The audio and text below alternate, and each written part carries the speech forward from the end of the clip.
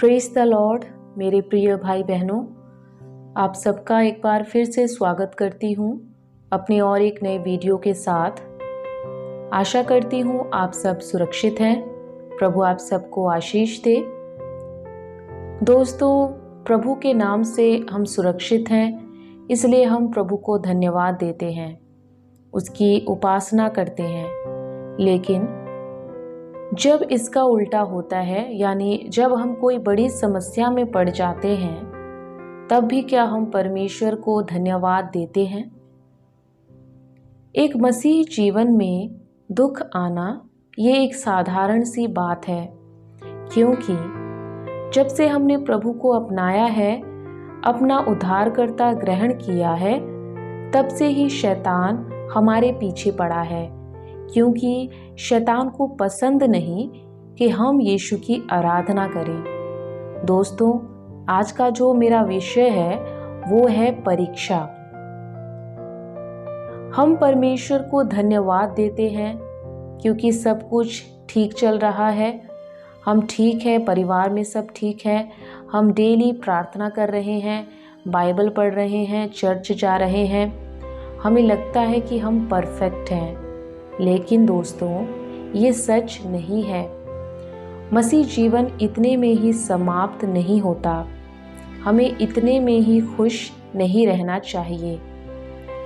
दोस्तों, अगर आपके जीवन में परीक्षा नहीं आई है, तब तक आप ये नहीं कह सकते कि आप एक सच्चे विश्वासी हैं। आप प्रभु से बहुत प्रेम करते हैं, विश्वास करते हैं। ऐसे प्रार्थना तो सभी करते हैं कि प्रभु, हम आपसे बहुत प्रेम करते हैं, हमें आप पर पूरा भरोसा है। लेकिन हमारी परीक्षा तब होती है जब बुरे हालातों में भी हम प्रभु से ये कहते हैं कि प्रभु तेरा धन्यवाद हर बातों के लिए। नीति वचन 24:10 में लिखा है, यदि विपत्ति के समय तू साहस छोड़ दे तो तेरी शक्ति बहुत कम है। कभी कभी जीवन में ऐसी परिस्थितियां आ जाती हैं कि कुछ पता नहीं चलता कि क्या करें क्या ना करें। प्रार्थनाओं का भी कोई उत्तर नहीं मिलता।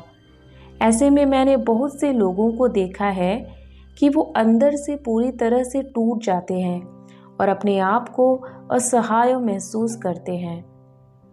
यहाँ तक कि वो प्रभु को दोष देने लगते हैं और कहते हैं कि प्रभु, मैंने तुझ पर इतना भरोसा किया, तुझ पर इतना विश्वास किया, लेकिन मेरे जीवन में ऐसा क्यों हुआ? क्यों आपने मेरे जीवन में इतना दुख दिया? दोस्तों, आपको पता कैसे चलेगा कि आप प्रभु में कमज़ोर हैं, दुर्बल हैं? जब हमारे जीवन में परीक्षाएं आएंगी, तब हमें पता चलेगा। समस्याओं के समय में, दुख के समय में हमारा व्यवहार कैसा होता है, हमारी बातें कैसी होती हैं, उस समय पता चलता है कि हम कितने दृढ़ हैं, कितने कमज़ोर हैं। याकूब 1:13 में लिखा है, जब किसी की परीक्षा हो तो वह ये ना कहे कि मेरी परीक्षा परमेश्वर की ओर से होती है, क्योंकि ना तो बुरी बातों से परमेश्वर की परीक्षा हो सकती है और ना वह किसी की परीक्षा आप करता है, परंतु प्रत्येक व्यक्ति अपनी ही अभिलाषा से खींचकर और फंसकर परीक्षा में पड़ता है। दोस्तों, यहाँ पर हम साफ तौर पर देख सकते हैं कि परमेश्वर हमारी परीक्षा नहीं करता। हम अपने ही पापों के कारण, अपने गर्व अहंकार के कारण परीक्षा में पड़ते हैं। दूसरा पत्रस अध्याय 2:9 में लिखा है, प्रभु भक्तों को परीक्षा में से निकाल लेना और अधर्मियों को न्याय के दिन तक दंड की दशा में रखना भी जानता है। दोस्तों, हमारा प्रभु इतना निर्दयी नहीं कि वो हमें दुखी देखकर खुश होता हो। अगर हम परीक्षा में पढ़ते भी हैं तो परमेश्वर हमें उस परीक्षा से निकालने में सक्षम है। जिस परमेश्वर ने हमारा इतना साथ दिया है, हमेशा हमारे साथ रहने वाला खुदा क्या आगे भी हमारे साथ नहीं रहेगा? दोस्तों, जब स्वयं प्रभु यीशु की परीक्षा हो सकती है, तो हम और आप कौन हैं कि शैतान हमारी परीक्षा ना करे। नीति वचन अध्याय 20 के 30 में लिखा है, चोट लगने से जो घाव होते हैं वह बुराई दूर करते हैं और मार खाने से हृदय निर्मल हो जाता है। दोस्तों, जिस प्रकार स्कूल में साल में एक बार एग्ज़ाम होता है और उस परीक्षा द्वारा ये पता चलता है कि बच्चों ने साल भर में क्या पढ़ाई की है, उसी प्रकार मेरे प्रियों, अगर हमारी भी परीक्षा होती है तो ये हमारे लिए ही अच्छा है, क्योंकि इससे आप खुद ही जान जाएंगे कि प्रभु पर आपका कितना विश्वास है। पहला तीमुथियुस 6 के 9 में लिखा है, जो धनी होना चाहते हैं वे ऐसी परीक्षा और फंदे और बहुत सी व्यर्थ और हानिकारक लालसाओं में फंसते हैं जो मनुष्यों को बिगाड़ देती है और विनाश के समुद्र में डुबा देती है।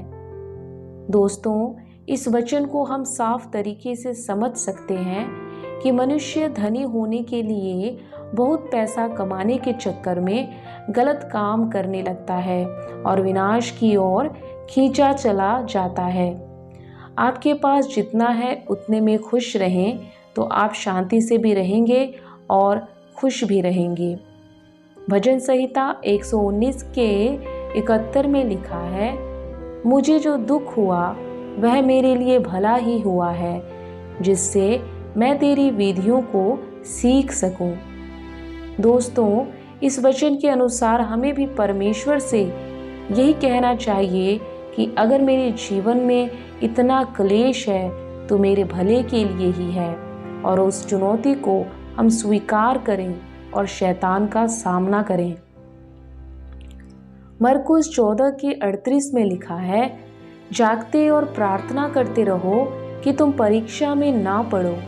आत्मा तो तैयार है पर शरीर दुर्बल है। दोस्तों, यहाँ पर प्रभु यीशु ये नहीं कह रहे कि हमारे जीवन में परीक्षाएं नहीं आएंगी, बल्कि ये कह रहे हैं कि हम उस परीक्षा में कमज़ोर न पड़ जाएं और परमेश्वर से कहीं दूर न हो जाएं।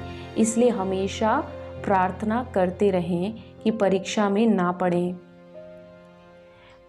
परीक्षा से हम बाहर तभी निकल सकते हैं जब हम प्रभु को विश्वास दिलाएंगे कि हाँ, हमें उस पर पूरा भरोसा है।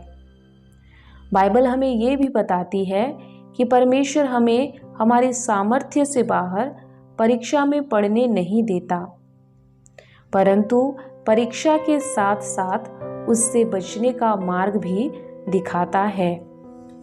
मेरे प्रियो, वीडियो के आखिर में ये कहना चाहती हूँ, परीक्षाएं दुख, कष्ट, संघर्ष, चुनौती के रूप में हमारे सामने आती हैं।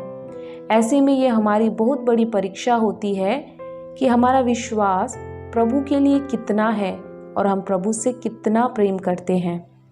दोस्तों, ज़िंदगी जीना इतना आसान नहीं है, लेकिन इतना मुश्किल भी नहीं है जब प्रभु पर हम विश्वास करते हैं और जिसने अपने आप को पूरी तरह से परमेश्वर को सौंप दिया है। दोस्तों, परीक्षा आना हमारे लिए भला है, क्योंकि इससे हमारे आत्मिक जीवन में बढ़ोतरी होती है और हम और ज़्यादा प्रभु में निखर कर बाहर आते हैं। वीडियो के आखिर में और एक वचन पढ़कर मैं समाप्त करना चाहती हूँ। वचन है 1 कुरिन्थियों 15 के 57 और 58 में लिखा है, परंतु परमेश्वर का धन्यवाद हो जो हमारे प्रभु यीशु मसीह के द्वारा हमें जयवंत करता है। इसलिए हे मेरे प्रिय भाइयों, दृढ़ और अटल रहो और प्रभु के काम में सर्वदा बढ़ते जाओ, क्योंकि ये जानते हो कि तुम्हारा परिश्रम प्रभु में व्यर्थ नहीं है। प्रभु इस वीडियो द्वारा आप सबको आशीष दे। आमीन।